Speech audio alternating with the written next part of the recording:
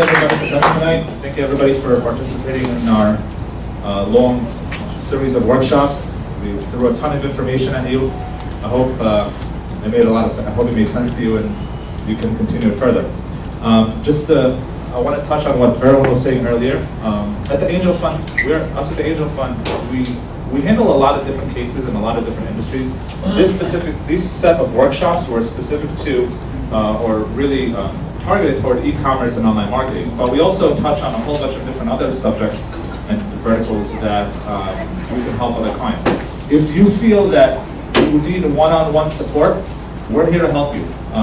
There is nothing short of experts that are on our volunteer list. We do it entirely on a volunteer basis. No one ever gets paid for this. And we have also different, pieces in place to protect your information, your ideas, your business, all of that. So you should feel really comfortable using our services. We're here to help you on a one-on-one basis, and we really want to do that. We really want to do that consistently through the year. To give you an introduction to tonight we have two very successful business people who built their business online. Moshe Laniado from Sweets for All. He started about 6 or 7 years ago. About 6 or 7 years ago. Moshe's website is sweetsforall.com. You might have seen some screenshots with Alan Levy when he wrote about email. Next to him is Al Falack from Cookies Kids. I can tell you from experience, I've seen Cookies Kids grow, Cookies Kids online. The business grow from an idea that Al was in my dining room to a very, very successful business right now. So without further ado, I also want to introduce Mark Ajmi, who is the president of the Angel Fund. He is going to moderate tonight's session. Tonight's session is going to be structured as a Q&A. We have about 5 or 6 different questions that Mark is going to ask the presenters to answer. And after that, we're going to open up the floor for you to ask you questions directly. So without further ado, welcome Mark Ajmi. First again, to reiterate what Rafi said, I want to thank you all for coming, and I think the turnout has been phenomenal on this. And I would like to see, personally, I wish I was able to attend a few of the earlier ones. I heard we had 200 people, or 200 plus people in the room. How many of you have been here on some of the other events overall? Oh, so most of you. Wow, that's outstanding. That's really exciting. How many of you felt like you got something out of it? Wow, that's very, very, very exciting.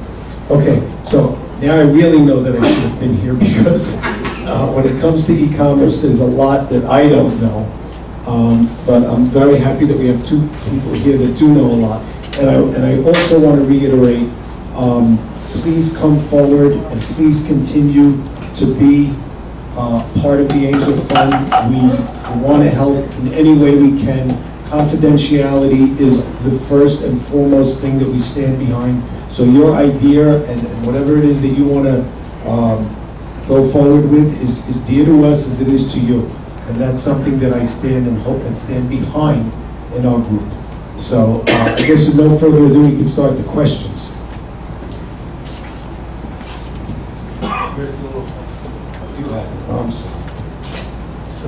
Please give us an overview of your business and industry, how you got started, and what were the major hurdles and challenges that you faced in your first year, and how you overcame them. Moshe, you want to handle it? Sure. I run swimsuitsforall.com. We're an online retailer. Sorry. I run swimsuitsforall.com. We're an online retailer selling swimwear for full-figure women, primarily. And we have been in the business for 6 or 7 years. And got started, actually, my family has been in the swimwear and resort wear industries for actually a couple generations, and picked up some of their inventory when I got out of school, put it on eBay, and just tried to generate some cash during the summertime, and found out that there were some certain niches within the marketplace that people were really responsive to. And decided that, maybe I should try my career path by building my own business and build a site for it. And, it's been a domino effect since then. Major hurdles and challenges that we faced. Honestly, in my first year, it was pretty much, it was a fun ride. We, like I said, we hit a product that people were looking for, and right away we were getting orders. So the challenge really wasn't to get orders, it was really more to manage the handling and shipping and more of the operational and logistics piece of the business. I used to work in warehouses and for my mother's and father's businesses for, since I was in high school, but this was a new thing for me. It was fulfilling consumer orders one at a time, and I think that was generally the biggest challenge we had, was just managing the business, because it kind of came out of nowhere. And how we overcame them? To be honest, we're still overcoming them. But how we overcame them the first year, essentially, I found some good people to help me. I started in my mom's basement that first winter, actually. So we were in a cold basement in Deal, New Jersey, and shipping, well, actually it was in the garage. It was a cold garage. We had little heaters in the, on the side of the, on the side of the wall, and we're in there in gloves and scarves and shipping, swimsuits to people going in the Caribbean. So we got some people to help us, and that's really what it came down to that first year. Going further, beyond that, it really came down to systems and getting into the right software systems that would help us continue to manage it. Other than that, we're focused on the first year, right? So we'll stick to that. Hi, everybody. My name is Falack. I'm the director of e-commerce at Cookies Kids. And my online business is a very interesting story how it got started. I graduated college. Well, I was still going to college, actually. And I was working my family business. And I think in this community, a lot of people go to college for two reasons. One is because they don't want to go into their family business, or two, it's because if you want to go into your family business, your family forces you to go to college. So I wasn't really sure why I was in college, because I wasn't really sure what I wanted to do with my life. So I just figured, okay, I'll do it. So while I was in college, I really loved psychology. I thought that was what I was going to do with my life, and I was making, cash on the side working in retail, which I hated because it was driving to the Bronx every day for an hour and a half there, standing on my feet for 10 hours a day, getting yelled at by customers, getting in the car, driving an hour and a half back. Then I met my wife, and reality set in. I wasn't going to be a psychologist anymore, so retail it was. So I really didn't like retail ever, and I think everybody knew that because it was just very boring for me. So I approached my dad and my uncles, who I'm fortunate enough to work for, and told them, hey, this really isn't working. Can you give me money so I can go live and go back to school? And they said, all right, let's think about it. So they came back to me and they said, you went to college, you know how to use a computer. Here's two projects. One is, take our company into the next century with point of sale, and two is start an internet company. So I said, okay, I'll start an internet company. So the business didn't know what they were doing. It was kind of like I had to do everything, and I didn't know what I was doing. So the buyers who used to buying for these huge 150,000 square foot stores and filling up racks, and they can't get the merchandise in fast enough, is now writing orders for cookieskids.com. At the time it was cookies.com, and saying, okay, let's fill up the orders. So they wrote like $2 million worth of orders at cost for my first season. I don't know if anybody really can understand how much that really is, because I didn't. And then, we had to choose a vendor, which was a whole hurdle. And I'll tell you, the biggest hurdle we had was we turned the website on. I was so focused on just getting the products up and making sure they looked good. I remember the photo shoots that we were taking were like, until we got that process, that was probably the hardest thing. And then like we got orders and we didn't have boxes to ship in. So that was the funniest part. And then I remember we were just in this really, really hot stock room with no air conditioning in the middle of July. And we were getting orders somehow, really don't know how.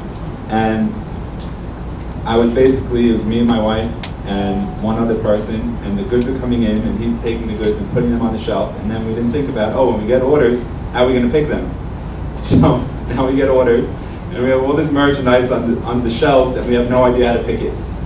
So that was definitely a major hurdle in the beginning. We just really didn't know where the goods were, how we were going to pick it. So we got like 15 orders, you know, the third day we were up, or something like that, just because we went on pay-per-click, and it was school uniform season, and we got really lucky, and we were paying $3 a click.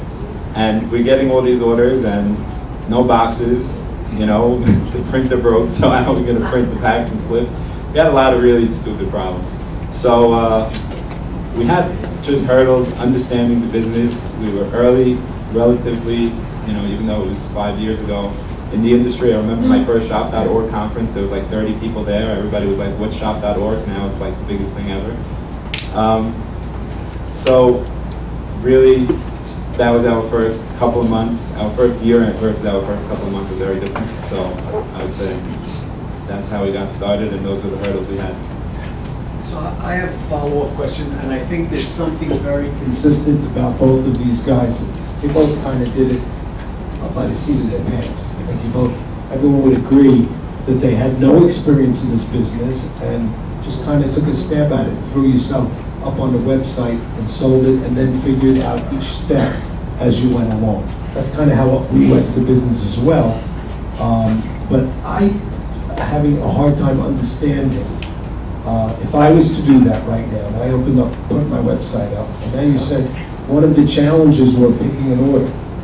How did you convert putting 800 items on a shelf to, I imagine today, a more sophisticated way to pick your orders? So from where we started to where we are today, it's basically, I think, maybe 4 phases. So the first phase was, we were working with a company called Auspian out of California for our software. And I went to the CEO, who also had an internet company, and said, hey, I'm really lost, you know, I don't know what I'm doing. So he gave me a lot of good advice. So that was the first, if I could give advice, the first thing I was going to do, ask somebody with more experience than you, and that's what's great about the angel fund, you could ask somebody. So he told me like pretty basic stuff, you know, make a number, you know, row, you know, what row this is, what shelf this is, what position. So we would have something like, you know, A1, which would represent the row, and then, you know, 002, which would represent the location, and then B, which would represent the specific spot. So we took that, we got it into our system, and then we started printing that on the packing slip, and then it was a little bit easier to find what we were looking for. And then when we got a little bit bigger, we were printing individual packing slips. So let's say you get 500 orders. When we started to get a little bit bigger, that was really the defining moment for us. We noticed we couldn't just pick 500 individual orders a day without going out of business, because it takes a lot of people to pick that, and you're walking a million times to the same bin to pick the same thing for 10 different orders. So then we started cluster picking, which means if 10 people order the same thing, I'm only going to the location once and picking the 10 items and bringing them to the front. And then I developed a software program where I could scan those items, and then it would print out the packing slips of those. So we weren't picking packing slips. That was the next big thing for us that really made a huge difference. And then the third part was, when we got a little bit bigger, we partnered with a logistics company where it's software communicating with hardware. So, you know, the software is saying to the hardware, you just got these orders, and then the hardware is either sending a conveyor to the location or sending commands to a wireless device. So that's when we got really sophisticated. So we used to, what would have taken, you know, 50 people, now it takes 3 people. So it's just about getting, you know, a little bit more efficient. That's what happens. Thank you. So what I understand from that is this has become a real business. And it's not just this little candy shop idea anymore that you set up initially. It was like a little candy shop type of thing, and it's now evolved in a real end-to-end business, which really requires every point of the business needs to be thought out and followed through. Is there anything you want to add to that, Moshe? Actually, I do. Al and I just met a few minutes ago, actually, and the first thing we were talking about was fulfillment. And his story is quite different than mine. He expressed how interested and enthused and inspired he was by the fulfillment, logistical aspects of his business, as opposed to me when I started my business. Like I said, it was a disaster for me. And today it still is something that I don't really care to be spending most of my time in. I'm not so inspired or excited about it. So we actually just to compare it to Al's beginning, when we used the same style number as our location number to start out with. So he was talking about, you know, numbers on a rack and in an aisle and things like that, and we just had style numbers. So the more style numbers we had, the more location numbers we had, and then we needed this huge warehouse just to manage 800 styles. And the system didn't work, so we updated our system, and the updated system didn't work, and I really got fed up with it. So this is after we probably moved 2 times to different warehouses. And then I decided, you know what, there's a lot of companies out there that can do this for me. So I know one of the questions later on this evening will be about, you know, third-party companies to work with. So I'll get more involved at that point. But essentially, I made the decision to outsource that part of my business because I felt that it wasn't something that I personally wanted to do myself. And it is a viable option. And Al actually offered to do it for me, too. We'll make a deal, maybe. Very good. Okay, so we'll address the whole third-party point of view. I think in all businesses today, we need to be looking at that more frequently. I think that's a great thought. I don't know how to work this. I'm going the wrong way evidently. I like all the seams in the middle, so it's impossible. With all the different online tools and information out on the net, consumers are getting more and more demanding with what they require to complete a purchase. For instance, product reviews, multiple product images, angles, etc. How do you keep up with all this? So honestly, Rafi sent us these questions before so we could prepare a little bit. And this was actually the one that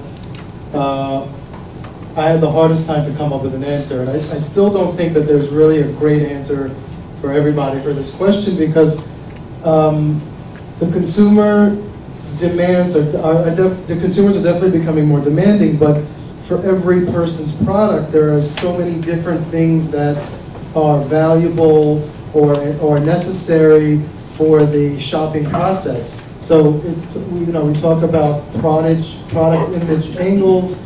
You know, we sell swimwear. You don't need that many angles on a swimsuit. It's usually a front, a back, maybe a side if there's a detail. However, you know, I'm sure you guys are familiar with Piperline and Zappos and the way they you know, show a shoe. So you have 360 degrees, you know, up and down and all the way around. So I think that this question really depends on what you're trying to sell. And it really has to do with the, I guess the, you know, the maxim that you know, it's all about replicating that in-store, in-person shopping experience. So if you were to be picking up a shoe at a store, you would, I mean, at least I know I would, when I take it out of the box, I look at the back, I look at the footprint, I look at the side of it, I'm turning it around, just as I would want to turn it around in all different angles on Zappos. I never bought a women's swimsuit, so I don't know, but I do know my customers, they're really concerned how it fits them. So they want to see what it looks like on them. And really, it's essentially the front and the back. With regards to product reviews, you know, especially with the trends in social media today and everybody having to know about everybody else's opinion on everything else, I think product reviews is probably one of the most important things that almost every product should have or every website should have on their products.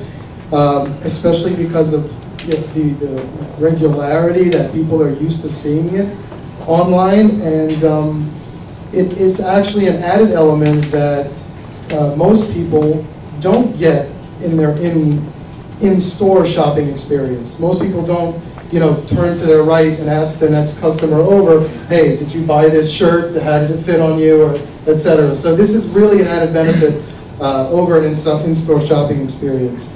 But just in general, I really think it has to do with the type of product or the type of service or website you're running.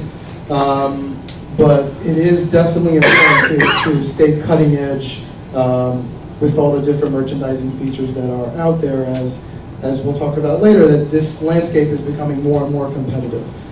So the more you can offer your customers, the more competitive you can sustain yourself. That's good. When I first read this question, I think I had a little bit of a different perspective on how to answer it. So I thought of a neurologist. Somebody asked me tomorrow, if you go up to a neurologist and say, how do you keep up with all the, different parts of the brain? That's just what he does. But if I had to go open up a guy's brain and stick a scalpel in there and not poke the wrong places and then stitch it up, I wouldn't know. So it's almost like once you're in it, you kind of get, sense, understand what's really important, and then you have like any other business, like anything else, you have a priority list. So really everything is important today. And especially, I don't know if you've seen it, in the last, I'd say, year, there's been so many advancements in third-party services and things that are out there that it really is very difficult to keep up and very stressful at times, and everybody's trying to sell you something else. And this guy, Alan Levy, recommends that I work with 9,000 people a day. So, to decipher and know which one is more important than the other is more valuable to my business. Where Moshe says product reviews is the most important thing in the world, I don't have it on my site because I deal with about, 150 vendors on the low end, with tens of thousands of styles. So my buyers are very, they're under a lot of pressure, and they're already concerned with why isn't this item selling, and then all of a sudden if the product gets 2 negative reviews and we're overbought in it completely, what am I going to do? Be stuck with all of it? So that's old school mentality, which I don't really have a lot of. I want to put product reviews, but it's getting there one day. But we do things that are cutting edge, I guess you could say in some ways, like, I don't know, quick view product, quick view cart, product zoom with 360 views and multiple views, video reviews, video of items where it's appropriate. We're doing a lot of things with social media. So there really is a ton to keep up with. So it's like that on a lot of fields. But in e-commerce right now, because of the way the growth is exploding and the way everything is going and the way everybody's trying to compete and everybody's trying to really just get noticed and do something that goes viral, which is almost impossible. It is definitely difficult to keep up with. So I guess having the right people also is very important so that they can also keep their eye on the ball.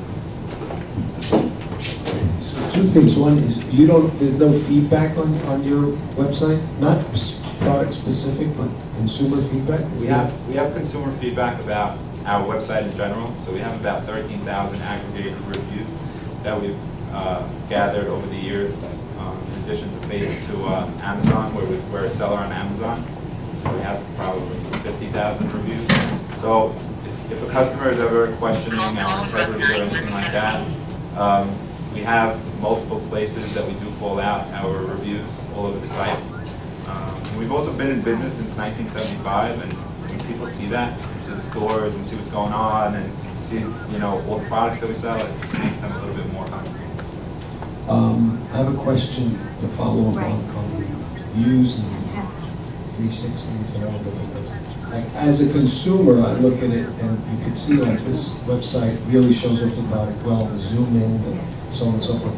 Is there a website that kind of keeps you up on what everyone else is doing? Because to me, best practice is where it's at. I want to learn from everyone else's business. I look at your business and I want to say, what's the best thing about your business? I want to learn that.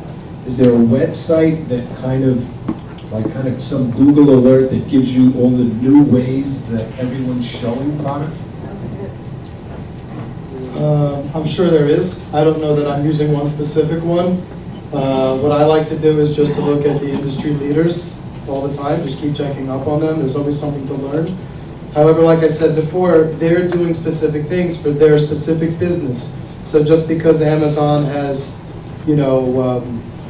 breadcrumb navigation, I actually don't know if they have that, but let's say they had that, doesn't mean that that's the best thing for every business just because Amazon has that. So I think you need to be a little bit more educated about your business and about the online e-commerce industry in general before you just start copycatting, because you can do that and you can end up with a mishmash of tools that really don't mean anything to your site. But there's definitely a bunch of industry leaders, and I think once you are in tune with who your competitors are and who are the people that are most similar to you in your industry, it'll be easy to find who's really at the top of their game. Just to answer the question, I subscribe to the Smart Brief by shop.org, which I think is great and everybody should subscribe to. It basically gives you like a daily digest of like maybe the top 5 to 10 stories in e-commerce, and it's powered by the NRF, which is the National Retail Federation.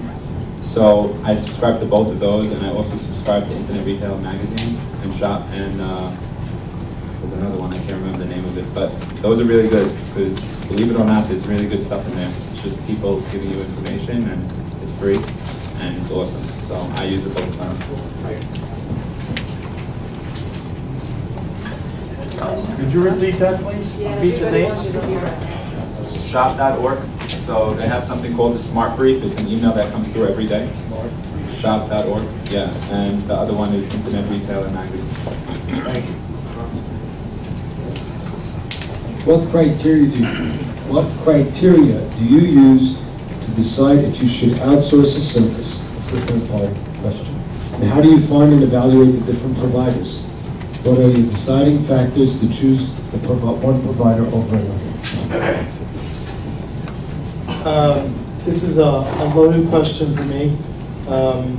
We use a lot of third-party services or companies to help us manage and sustain and grow our business. What criteria do we use? I think at the end of the day, it comes down to the needs of your business and versus what they can provide and at what cost. I mean, that's simple. But beyond that, to me, I mean, there are, as this industry has developed, I actually have a book from, I think it's Internet Retailer, has like the top 500 e-commerce vendors in there. And you can look at all different third-party vendors for each, category. So if it's marketing or e-commerce software, you have dozens, if not hundreds, of vendors out there for each category that are supposed to be doing the job for you. So there are a lot of options out there, and to me, the best way to navigate it at the end of the day is really in terms of a culture fit. Some of these companies are built for Fortune 500 companies. Some of them are built for a real mom and pop startup.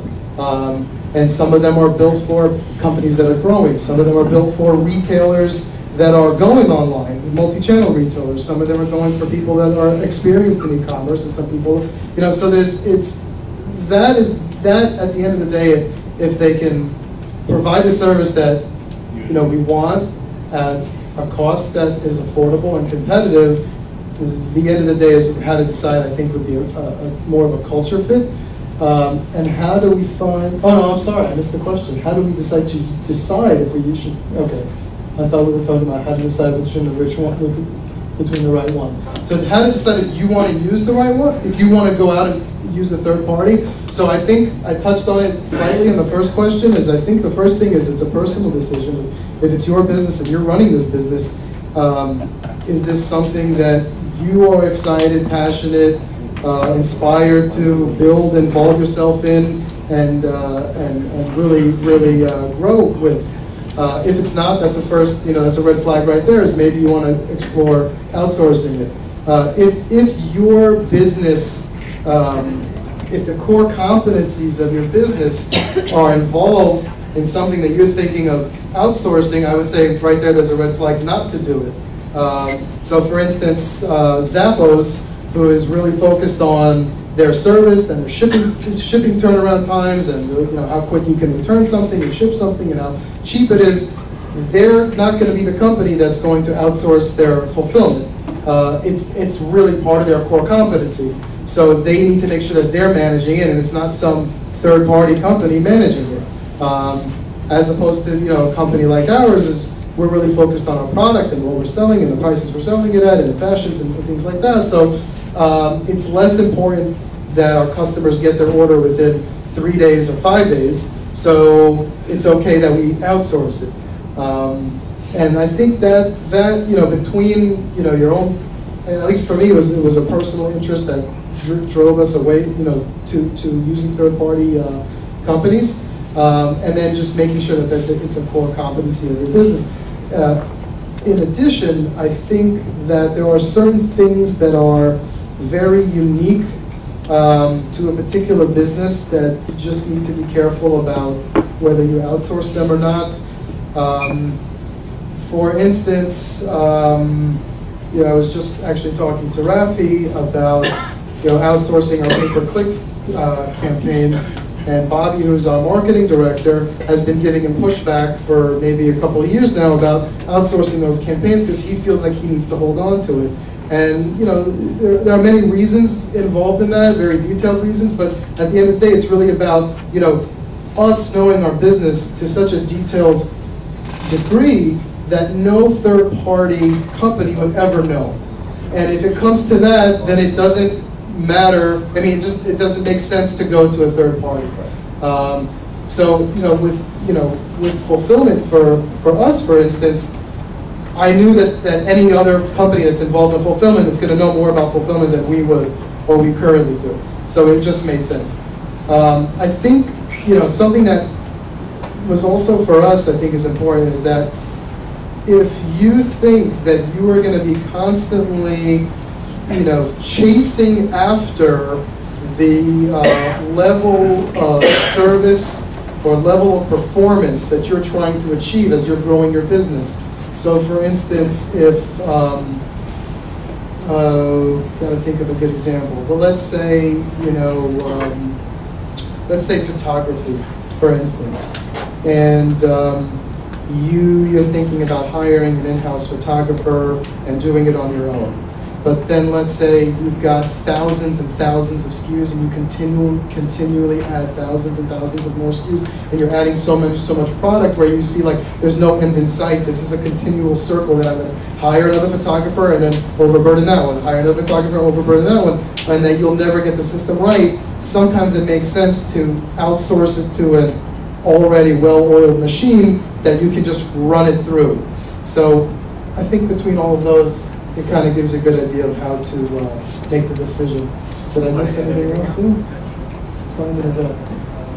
So, in my opinion, there's two very different schools of thought. It's either outsource or don't outsource, and it comes down to the particular division of your company that you're looking at. So there's very different things. So there's programming, which is like really difficult, and if you want to take that in-house, some people don't realize that then they need to worry about tax laws and PCI compliance and knowing every little change in Google Panda algorithm changes and knowing everything that there is. And then, there's people that'll tell you, oh, I need to do it in-house because I'm going to save a boatload of money. Yes.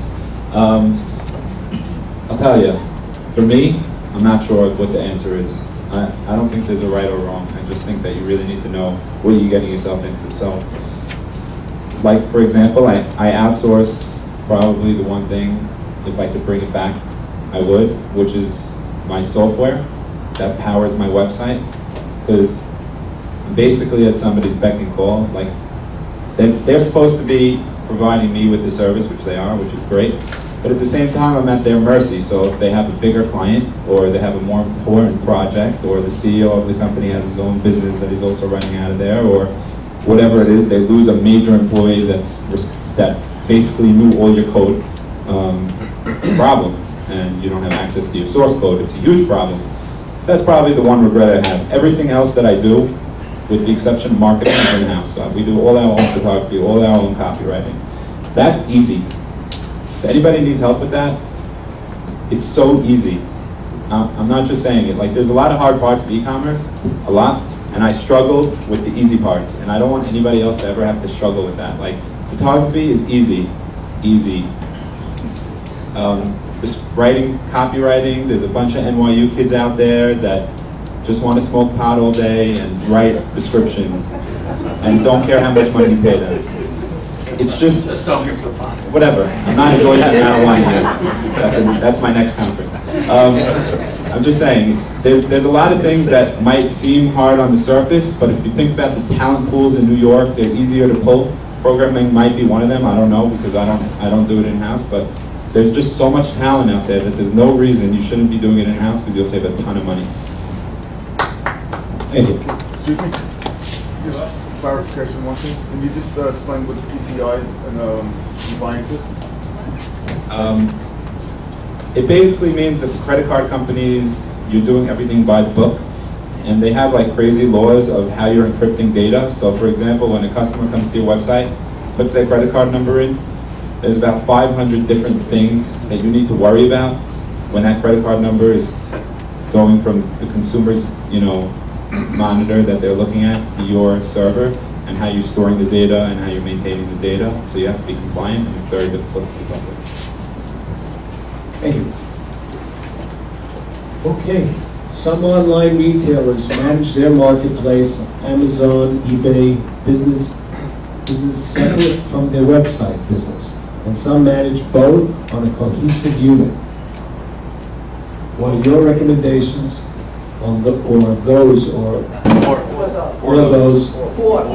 Oh, I'm sorry, let's see that.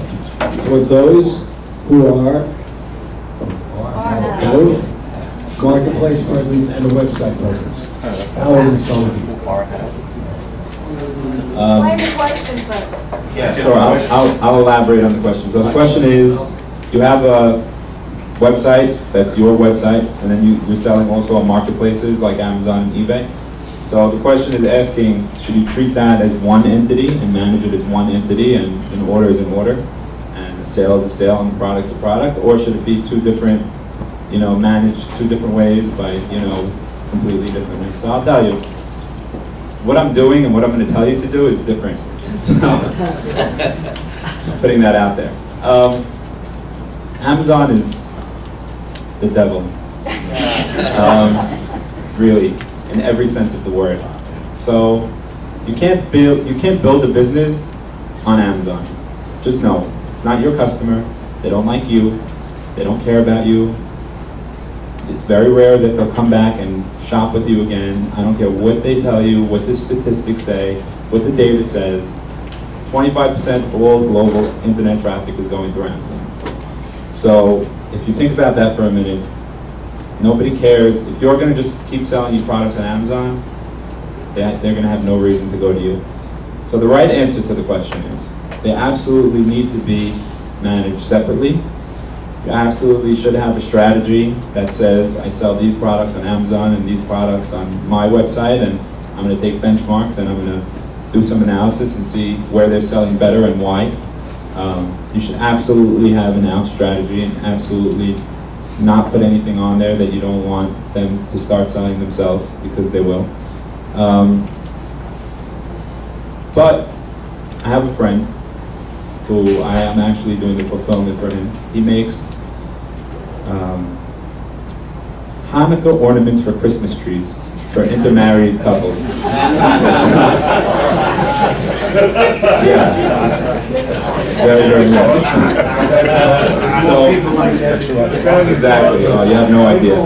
So he only sells that, it's one item, he only sells it on Amazon. That's it. That's it. That's the only place you can get it. You want it, you have to go to Amazon.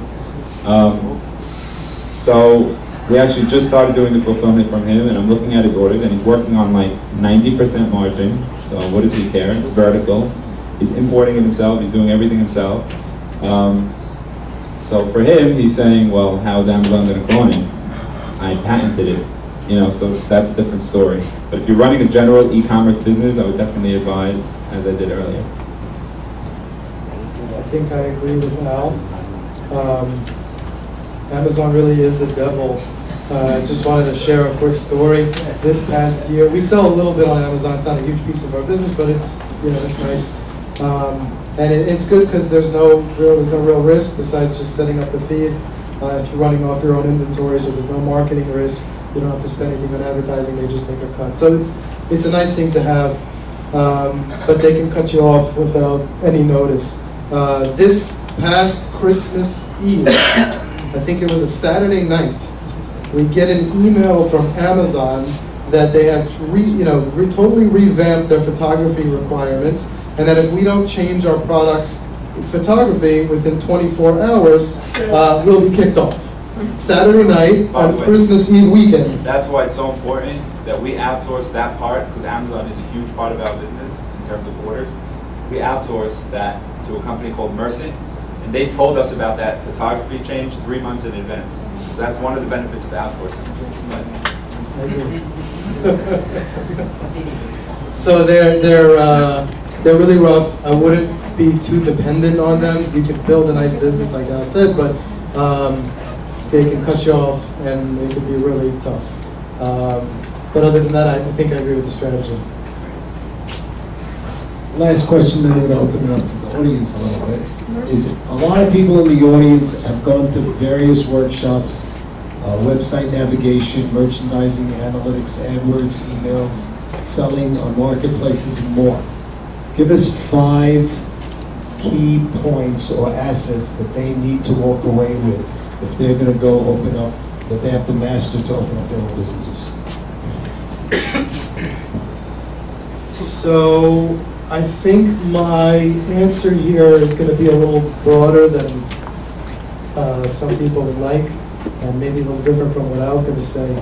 But so my top 5 things are like this. Number one, I think the most important thing is, because the online space is becoming more and more competitive, it's really important that you have an assortment of product or service or whatever you want to sell that is clearly defined, unique, and special. We constantly survey our customers, and they're always telling us that, I think it's like 90 or more % of our customers are visiting 4 other sites before they actually shop our site at the end.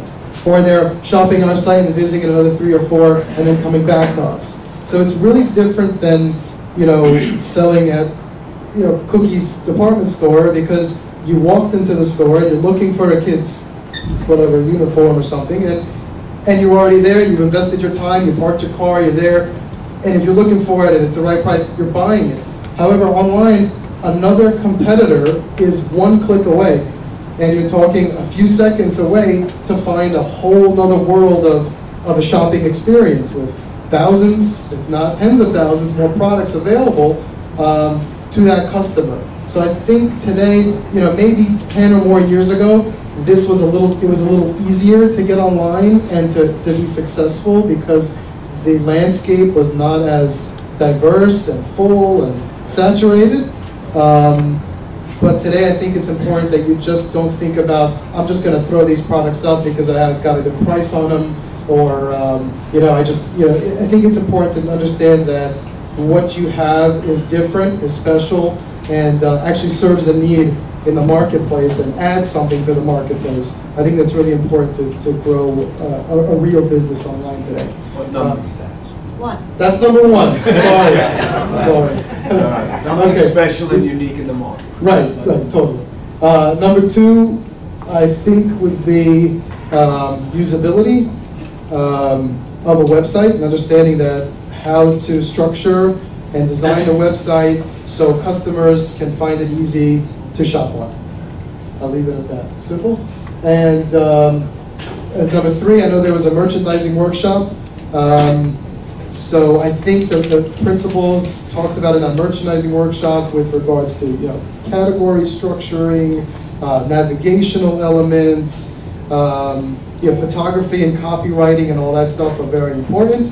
And then I think that's number 3. I think number 4 would be just the general, you don't need such a detailed understanding, but a general understanding of the marketing strategies and terms within the online space. So how to measure traffic, what's a unique visitor, what's a conversion, what's a click-through, what's an exit, what's your homepage bounce rate, what are all these things? I think it's really important because especially if you choose to outsource some of these things, you're going to need to understand what these people are doing with your advertising dollars. And last but not least, really has nothing to do with e-commerce, but just the business in general. And I had a big issue with this as I started my business, was just getting the numbers on the financial and accounting side straight. I mean, even people that are in business now and going online, it's a little bit different of a business. So when you're tracking, your marketing expenses versus your cost of goods sold, and actually making sure that I've seen plenty of online businesses who were successful in terms of generating sales, but were out of business in 2 or 3 years because they weren't watching their numbers, were spending so much on marketing and advertising, and really lost their shirt at the end of the day. I mean, they were doing multi-million dollar operations. So I think that number 5 would just be to make sure you get your accounting in line. Similar to Moshe's point number 5 is my point number 1. I'm not really sure I have 5 points, but making sure that you're properly capitalized is something I talk about a lot, and something that is invaluable advice that I'm hoping to share. Having enough money, that's what that means. So I'm not going to lie to you and tell you that it's easy to start an e-commerce business, but it's not easy to start any business. So even if you want to make, $1,000 a week, you have to have that vision to know that you're going to need to spend more than that in the beginning. So you need to have enough money, and you have to be prepared to lose it and to part with it and to be okay with it, or to have money somewhere, because now more than ever. And I'll tell you why, because like Moshe said, the competition is fierce. Number 2 on list of most important things is have the right people around you. Whether they work for you or consult for you or friends of yours or it's me or Moshe or whoever else is here, have the right people around, because I didn't, and I probably could have saved a lot of money, like just on the accounting and financial side, and really understanding return on ad spend and all these different metrics that make us so important. We never really thought about them, and we probably could have saved a lot of money.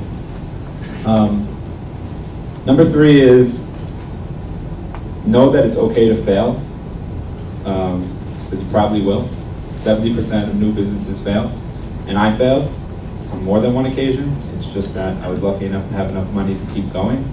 So failure is defined in a lot of different ways. I believe failure is defined when you insult somebody or do something that puts a bad taste in somebody else's mind about you or your business. So I believe that unless you're doing something that's against your personal, what you feel is right or wrong, then you're doing okay. But just be prepared for that failure. And the advice part of that is, how do you get up after the failure? What is your plan? Have a plan B, because plan A usually doesn't work. Neither does plan B, so I can't see. Number whatever I'm up to 4.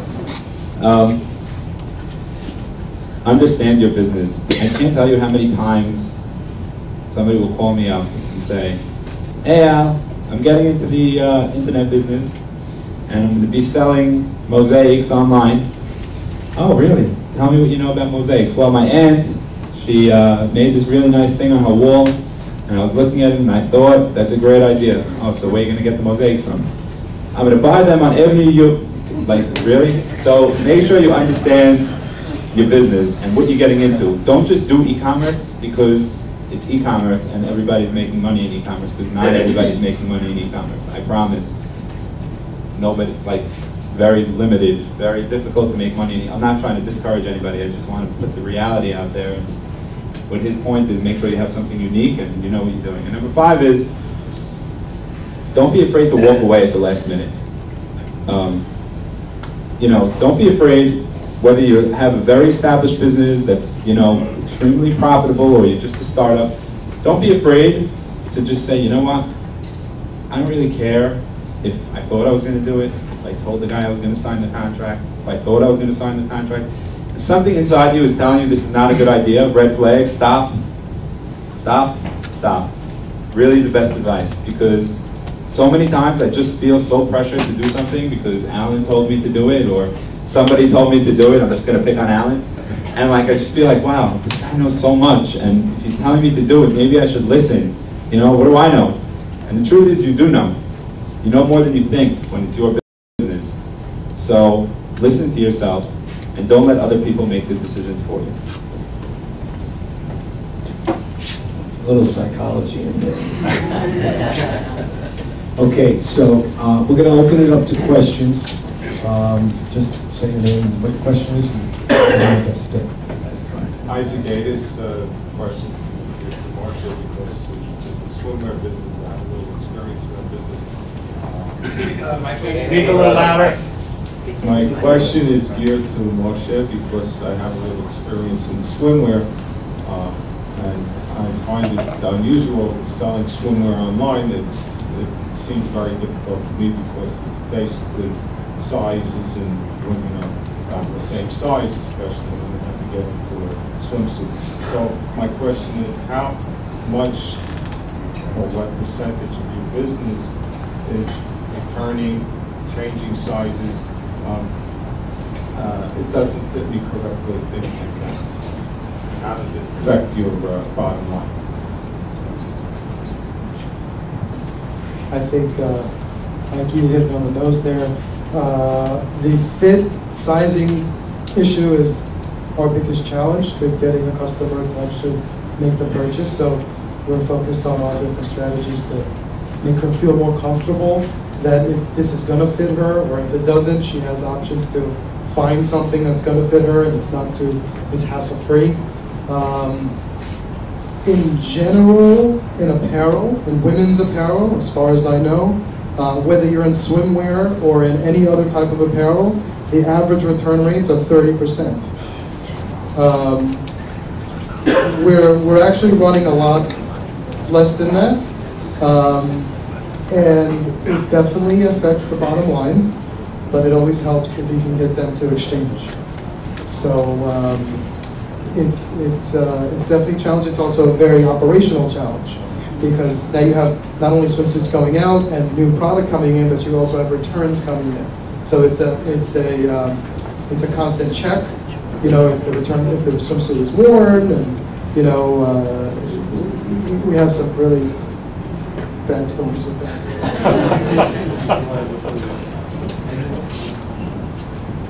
Just a quick question about capitalizing. You said something, unless I misunderstood, you said that the buyers went out initially and bought $2 million worth of merchandise for your website. At cost. And that's before you sold one piece? Okay, that's what I'm saying. No. So my question is, I would, I understand. My question is, I would think that if you had your retail stores operating, that initially you would take from stock. Bad idea. Please tell me why. Boy, this is a good question. This is a great question. Really great question. That was a huge decision, the biggest decision, the biggest first decision. But we knew that somehow, I think it was advice I got from people, and also just, you picture in a retail store during back to school with thousands of people rushing your stores, trying to keep accurate inventory levels, and the computer says 15 or 25 or 50, but they're all in the customer's hands, and now you go out and sell them, and you send a transfer request to the store and don't get it. What kind of hysteria that will cause? We have experience in that. So you definitely don't want to do it. What we do now, candidly, is we have our own inventory, and we have a high level value that we look at. So we pre-sell goods based on the formula which is 60% of the current on-hand inventory value that my stores have, plus 100% of the inventory that the website has.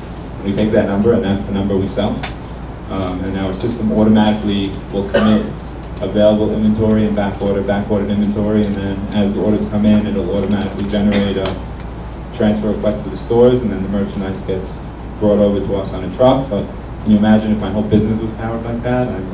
I would definitely be out. You do take some merchandise. Very limited, and when we do it, it's a pain because we're separate corporations, so I actually have to buy and sell the merchandise on the books. So, not fun. Great question.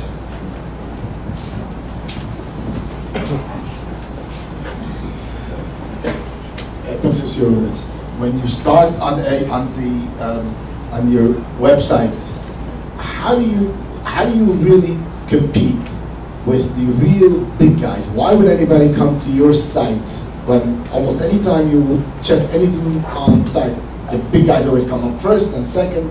Why would anybody shop by you?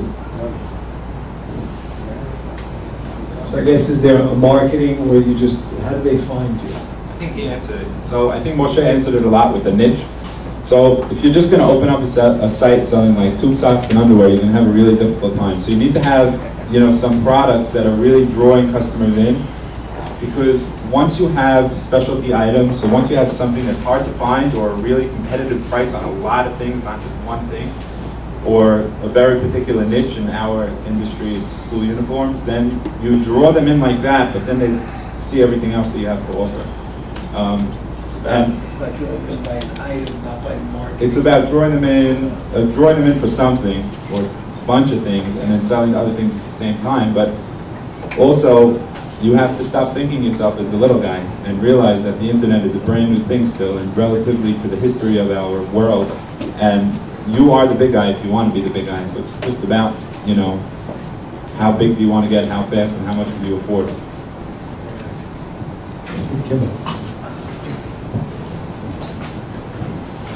I was in an angel fund meeting with a client, and one of the advisors said something that I thought was very interesting. They said that content was the wave of the future when it came to selling on the internet.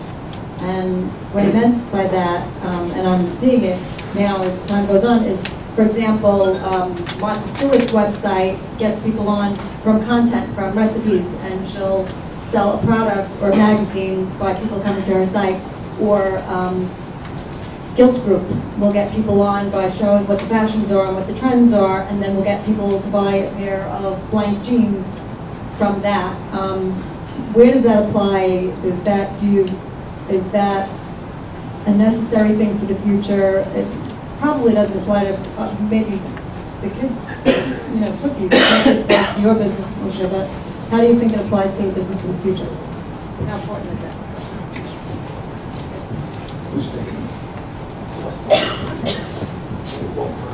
Oh, one more question? Okay. I wanted to start because I got a really great example of this 2 days ago.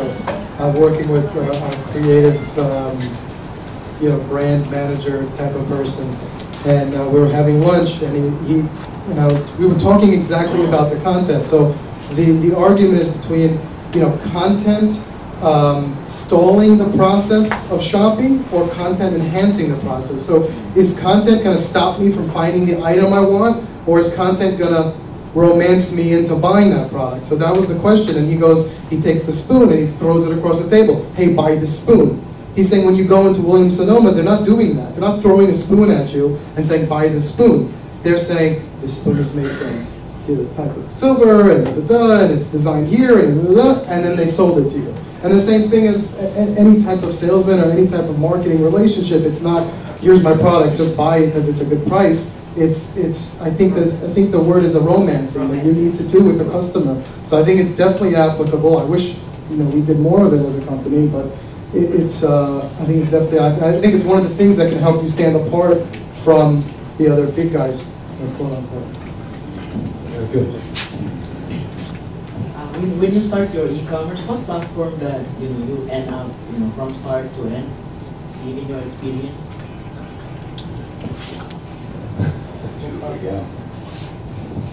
You mean like software platform, language?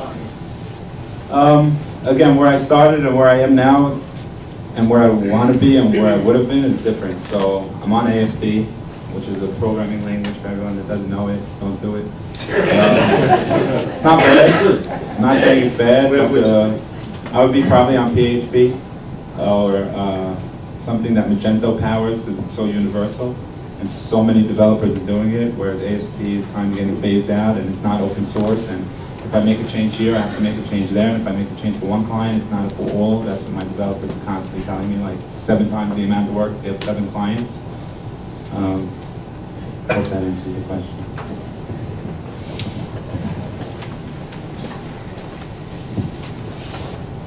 My name is Jack. I have a question for you, for either one of these. I have an item that's a niche, and it is quite a niche. It's a nice homemade item. Can't be produced by other people unless they really want to go into the machinery of it and everything like that. How do I get that to be presented on the e-commerce?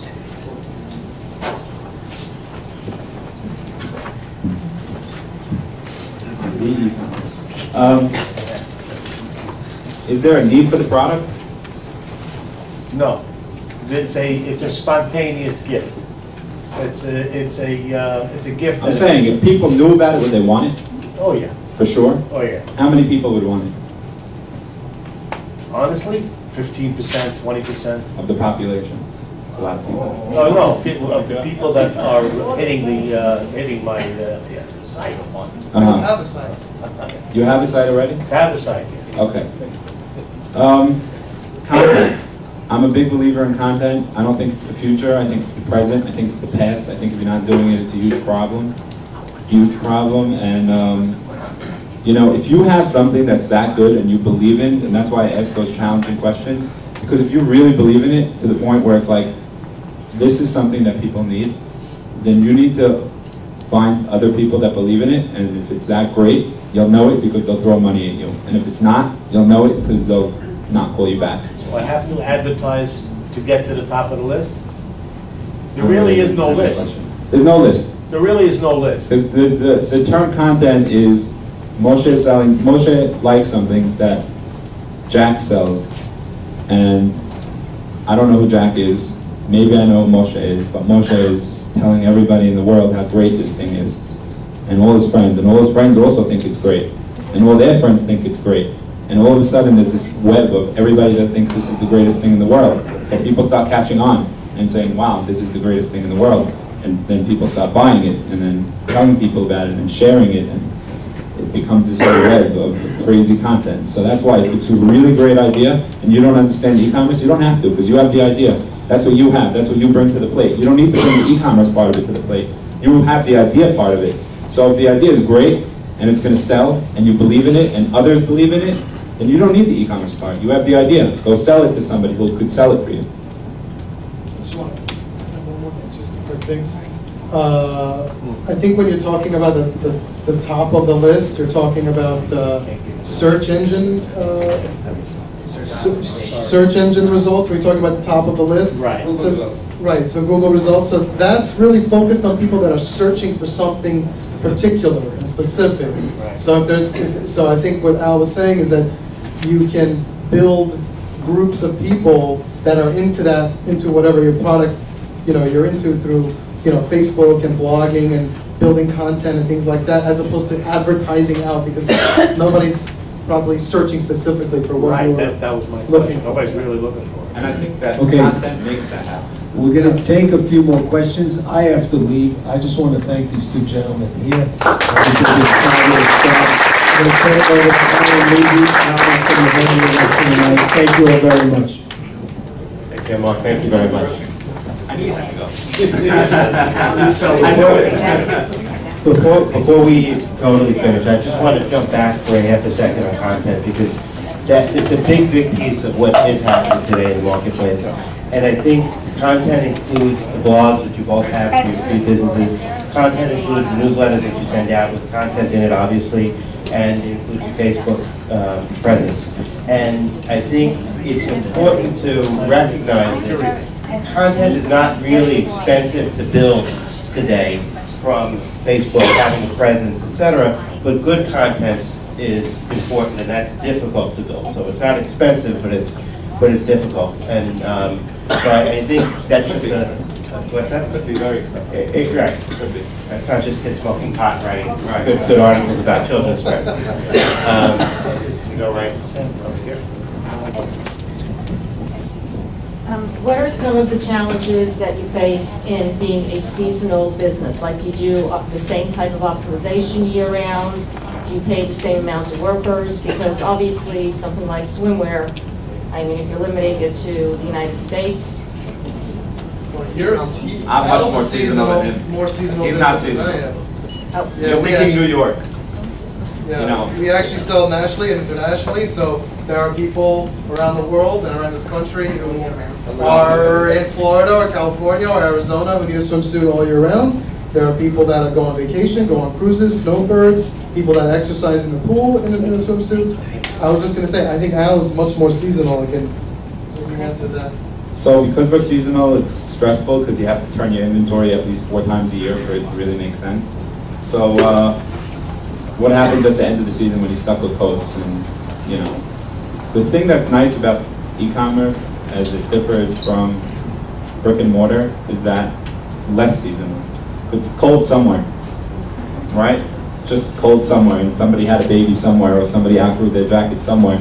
So it's a little easier. Like we see the trend now is that the brick and mortar transfer or sell us, you know, their merchandise at the end of the season, and we clear it out. We run really aggressive promotions to clear it out. But your question was on like marketing, and that changes. Marketing is, you know, in a lot of ways a function of everything that you're doing, not particularly.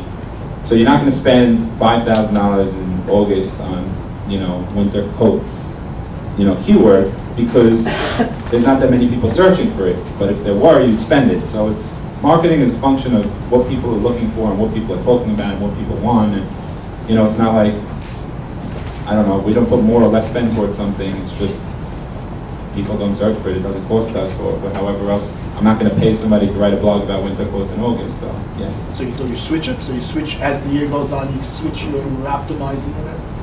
No, I think there's confusion here, like about optimization and marketing in general. So before Web 2.0 or whatever we're in today, Web 19.17, whatever the heck we're in, like the only thing, like a lot of people that aren't in e-commerce and that are in e-commerce are still stuck in Web 1.0, which is just search engines.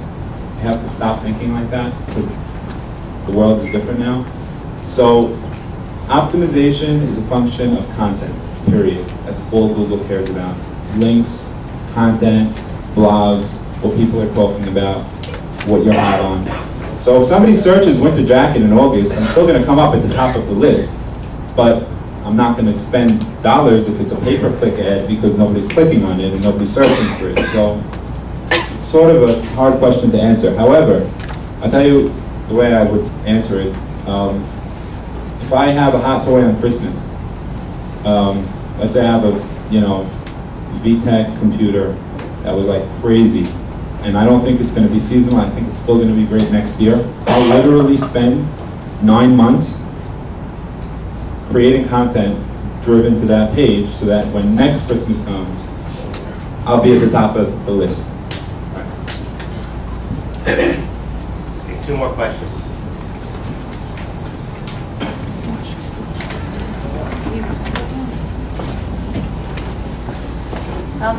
You mentioned 3PL, and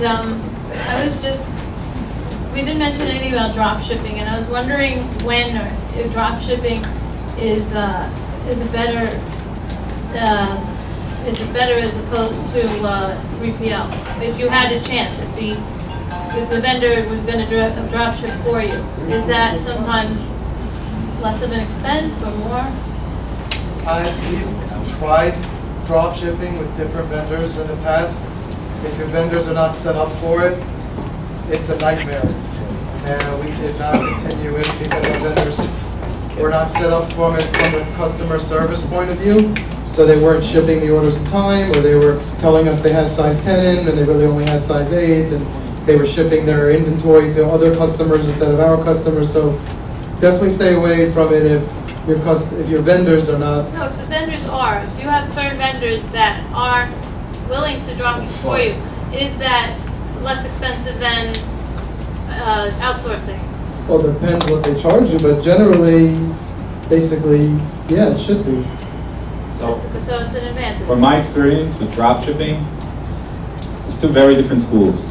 Either the vendor really, really, really needs your business, so they're not going to charge you to drop ship, or they really, really, really don't need your business and you really want their merchandise and it's either too big or too hard to fulfill yourself.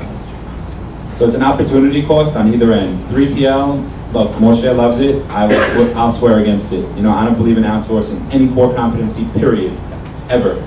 I would never do it, but for him, it's the greatest thing. So it really depends who you ask. So when it comes to, by the way, 3PL means I'm going to fulfill for Moshe. Third-party Third, logistics. right, I never knew what it stood for, by the way, even though I do it. But just to try to answer your question, I don't think you should look at it as what's more expensive and what's less expensive. I think it's what makes more business my business right now. So you don't do any drop shipping? I think drop shipping is very dangerous. I'll just leave it at that. It's very, very dangerous, unless you're with a vendor that's proven to have a good reputation. And even then, like for example, if anybody doesn't mind me just talking about one example specifically about drop shipping, we use Colcraft, which is a major national brand to drop ship. I'll tell you the disadvantages. We cancel about 200 orders a week internationally because they won't ship internationally, A. B, if a customer wants to return something that's bought by Colcraft, it has to be damaged. So they can't just return something. And that's true with LBI, which is Graco, that's true with Fisher Price, that's true with a lot of these different guys. So like, before you get into it, make sure you read all the fine print and make sure you understand what it's all about. And a lot of these guys also charge you, besides for the freight fee, all kinds of fees from you don't even know where. And then all of a sudden you get a bill and it's just like, what is this? It costs more than what I sold. So be careful. One thing I just want to mention, and I'm going to take two more questions. I said one. But one thing I just want to mention, and Moshe touched on it with the returns issue, and we're touching on it here, Al's touching on it with all of the criteria. When you go into business, you need to know all the details, because you can think that, okay, I'm doing unbelievable, I'm projecting I'm going to do $1 million in sales. Well, if you do $1 million in sales and $200,000 in returns, you only did $800,000 in sales, and you lost that profit on the goods, and there's a whole different calculation to figure out. So you need to know all of the aspects of the business that you're going into, including the fact that you're paying for freight out, you're paying for freight out, if there's a return back, you know. So you need to really look at the whole picture. I'm not sure how representative this question will be of everybody sitting here, but I don't really care because I have the mic now. What advice do you have for, I guess, smaller one-man type operations that are suffering from low visibility? Well, it's a good question, because they both started out that way. One in a cold garage and one in a very, very hot shop.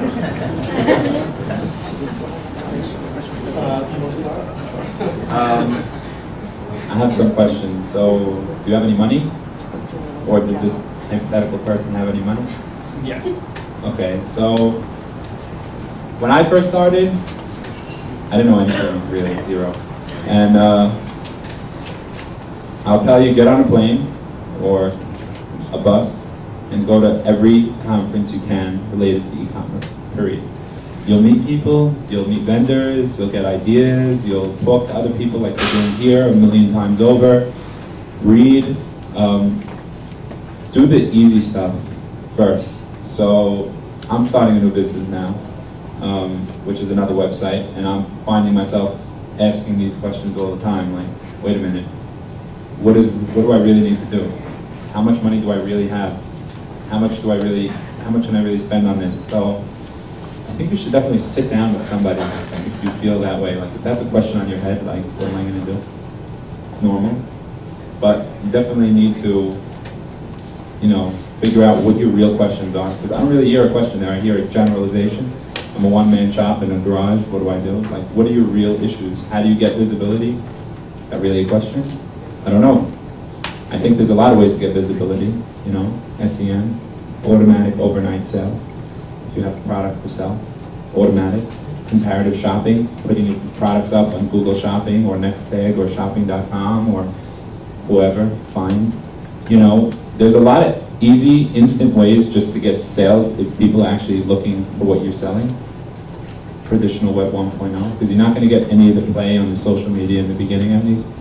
So the way we first drove sales for cookieskids.com is we threw a ton of money into SEO that paid off really quick. And we threw a ton of money into SEM, which paid off really quick. And we threw SEM's search engine marketing, so paying Google for the click, or Bing, which some people like. Another way is talk to Raphael about affiliate marketing. It's basically really cool, because it's these other people that have websites that people actually look at, even if they're not looking at yours. And you serve up a banner ad that says, hey, I'm selling whatever. And somebody says, oh, I like whatever. And they click it, and then they buy it from you, and then that guy gets a cut, and you get the sale, and you're happy. So there's a lot of ways to get easy, quick sales, period. I mean, a lot of ways. So that's my advice to you. And it's not expensive if you have a little bit of money. Last question.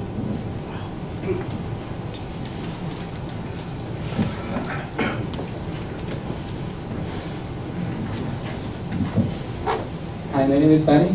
You talked about a lot, like your product, your item needs to be special and unique. What if it's not special and unique? What if it's like a watch? If you can sell it competitive, does that work?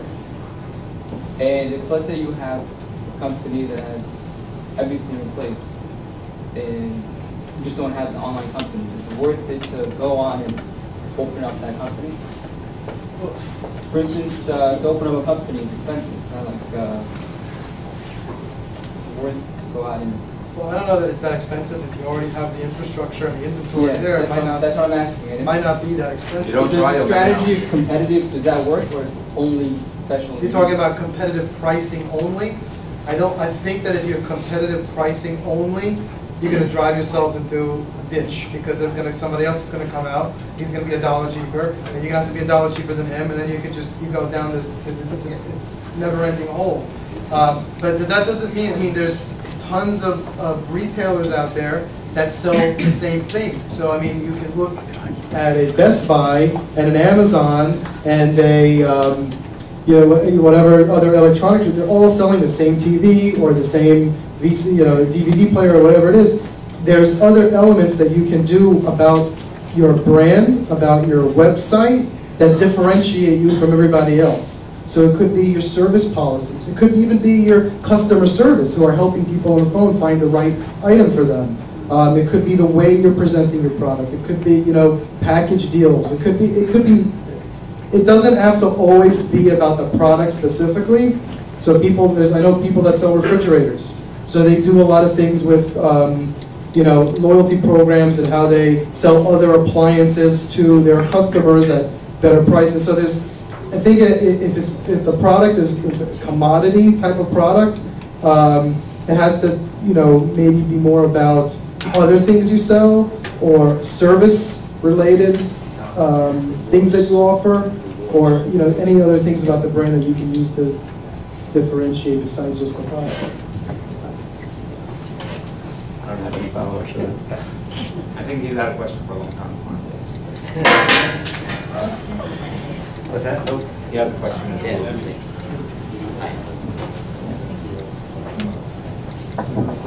Hi, my name is Sammy.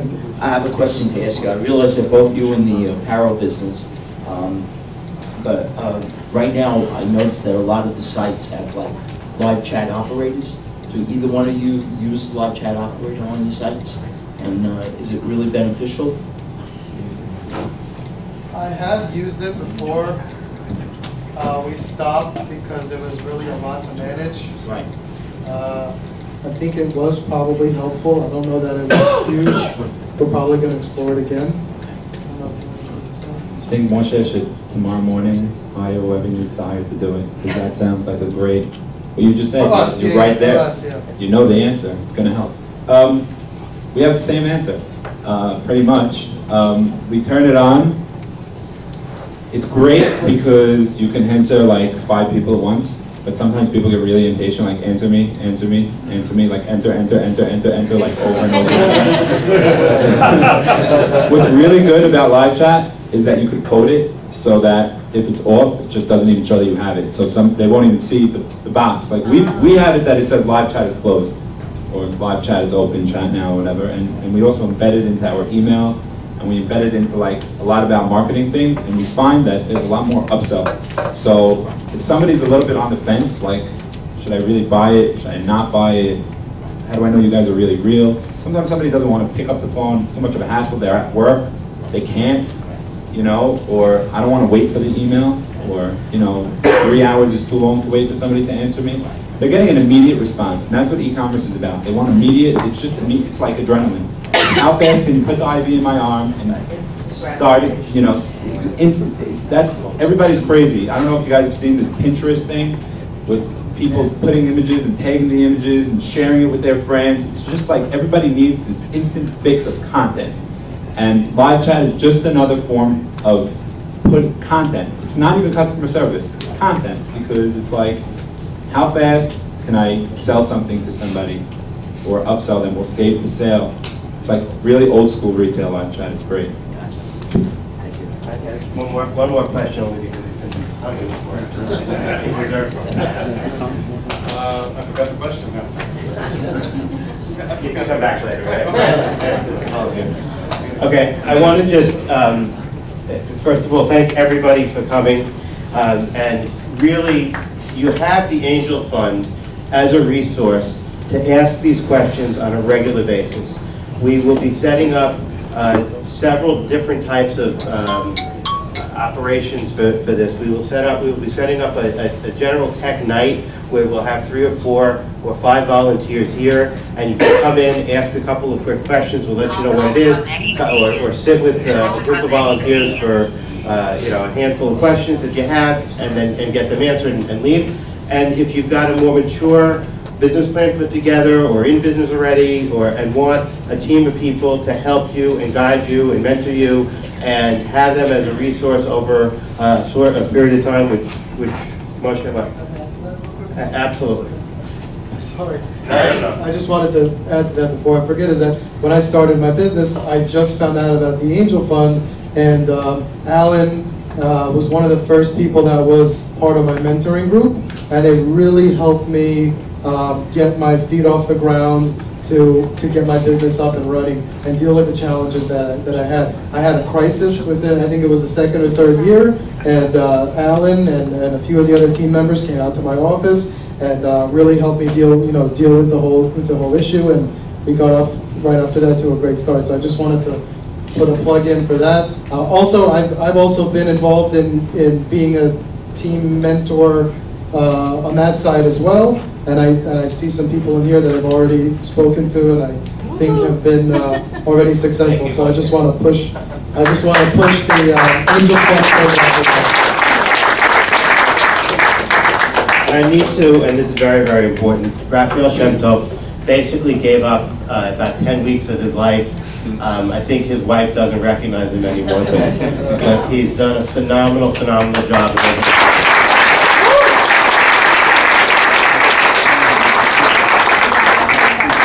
I want to thank our speakers and all the speakers that have been up here.